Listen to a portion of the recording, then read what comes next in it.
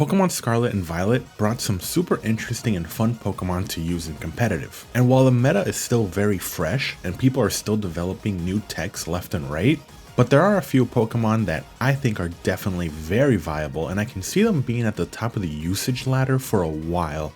So let's talk about them. Here are 6 Pokemon that I think you should definitely try in your team. The first one I want to talk about is Excalibur. He's the region's pseudo legendary. 145 attack means he hits like a truck, and while his speed isn't the best, it's not bad at all. While it might not outspeed most sweepers, it's definitely a really good middle ground to outspeed anything else. Not to mention with base 115 HP, 92 defense, and 86 special defense, gives him some very good natural bulk. His ability, Thermal Exchange, is also really good.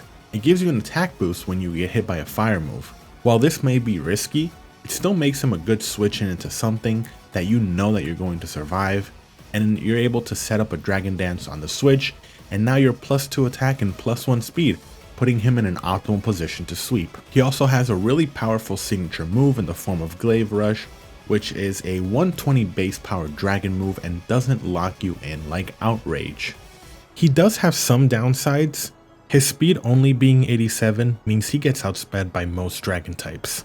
And also being an ice type makes you weak not only to stealth rocks, but to priority fighting and steel from Pokemon like Breloom or Scizor. But overall, this Pokemon is really strong and can shine in a proper team. Next up, let's talk about another dragon type, and that's Roaring Moon, the Salamence Paradox. This Pokemon is your perfect sweeper. 139 attack and 119 speed make him a monster, especially with access to Dragon Dance to boost his stats even further. He also gets amazing coverage with Stab, Crunch, and Dragon Claw, as well as other moves like Iron Head, Earthquake, Acrobatics, and others just for coverage. Not to mention with 105 base HP and 101 special defense, it's surprisingly bulky on the special side as well. The only downside to this Pokemon are its 4 times weakness to Fairy, as well as getting weaknesses in Fighting and Bug, which are 2 very common offensive typings. Other than that, after you're able to take down a few checks, this thing can 100% sweep most teams if they're not prepared. Up next, we have another incredible sweeper, and it's Iron Moth Volcaronis Paradox. With an insane 140 base special attack and 110 speed, this Pokemon can wall break for days. Its signature ability, Quark Drive, its special attack becomes even higher when it's holding a booster energy. Not to mention, it also gets access to Fiery Dance to attempt to increase its attack even beyond that. So yeah, this thing is very scary. It has access to a lot of other really good coverage moves like Energy Ball and Hurricane. And being able to have Stab Sludge Wave is also really good to hit fairy types. It's also able to learn Agility.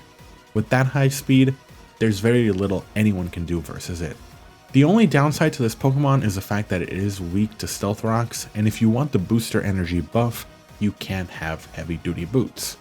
But otherwise, this Pokemon is incredible. Here we have one of my favorite Pokemon to use so far, and that's Chien-Pao. With a base speed of 135 and 120 attack, this Pokemon is one of the best sweepers in the meta. With a scary combination of Ice Dark typing, there's nothing that can really switch in and fully resist everything, making him very difficult to deal with. And to make it even more threatening, it gets access to Swords Dance. But what makes this Pokemon truly terrifying is his ability, Sword of Ruin, which reduces the opposing Pokemon's defense by 25%. So this thing can break through walls like nothing. With stab moves like Crunch and Icicle Crash, and even the ability to learn priority moves like Sucker Punch or Ice Shards to take care of Scarfed sweepers, it also has amazing coverage with moves like Sacred Sword to take down Steel types. The one downside to this Pokemon is just how frail he is.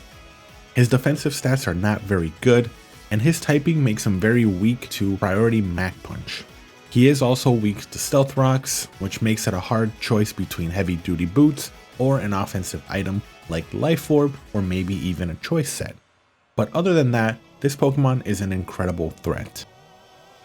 Up next, we have a Pokemon that I've personally used in every team so far because I think he's just that good.